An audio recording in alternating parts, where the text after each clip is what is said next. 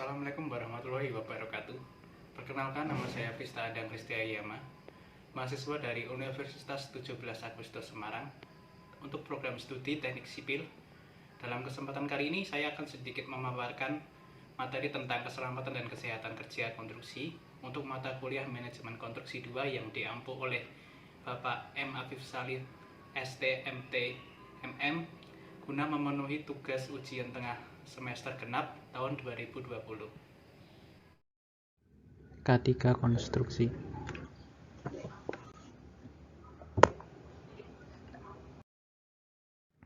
Dalam kesempatan ini akan saya jelaskan beberapa materi tentang K3 Konstruksi. Yang pertama adalah dasar hukum, kedua ruang lingkup, ketiga definisi, keempat tujuan, kelima faktor penyebab kecelakaan, keenam dampak, dan ketujuh adalah sistem manajemen K3.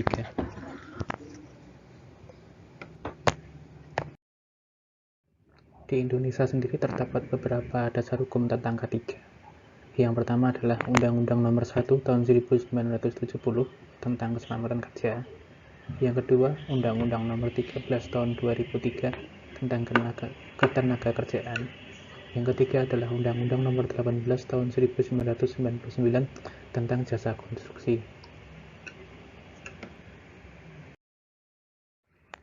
Menurut Undang-Undang Nomor 1 Tahun 1970, ruang lingkup ketiga yaitu adalah segala tempat kerja, baik di darat, di dalam tanah, di permukaan air, di dalam air maupun di udara, yang berada dalam wilayah kekuasaan hukum Republik Indonesia.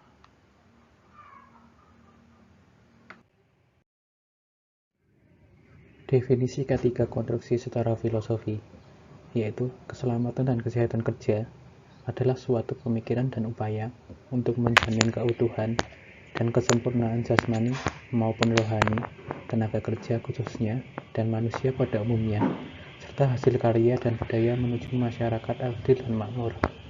Secara keilmuan, yaitu keselamatan dan kesehatan kerja adalah semua ilmu dan penerapannya untuk mencegah terjadinya kecelakaan kerja, penyakit akibat kerja, kebakaran, peledakan, dan pencemaran lingkungan. Tujuan penerapan K3 yang pertama yaitu untuk melindungi dan menjamin keselamatan setiap tenaga kerja dan orang lain di tempat kerja. Yang kedua, menjamin setiap sumber produksi dapat digunakan secara aman dan efisien. Yang ketiga, meningkatkan kesejahteraan dan produktivitas nasional. Faktor penyebab kecelakaan dan penyakit akibat kerja. Faktor tersebut umumnya dibagi menjadi tiga. Yang pertama adalah tenaga kerja, yang kedua alat, dan yang ketiga adalah bahan. Ketiga faktor tersebut sangat berpengaruh dalam proses kegiatan konstruksi. Kita ambil contoh tenaga kerja. Tenaga kerja masih dapat dijabarkan lagi berdasarkan pendidikannya, umurnya, serta keterampilannya. Sedangkan untuk alat dapat dijabarkan lagi tentang keefektivitasannya, kelayakannya, serta umur alat tersebut. Untuk bahan, bisa kita ambil contoh untuk jenisnya, apakah berbahaya atau tidak. Dampak kecelakaan dan penyakit akibat kerja umumnya dibagi menjadi dua. Yang pertama, dampak yang dilihat secara langsung. Contohnya, korban jiwa, luka, kerusakan properti, dan lain-lain. Yang kedua, dampak yang tidak terlihat secara langsung. Contohnya, proyek terlambat, nilai investasi turun, profit proyek turun, nama baik perusahaan jadi jelek, dan lain-lain. Sistem manajemen K3.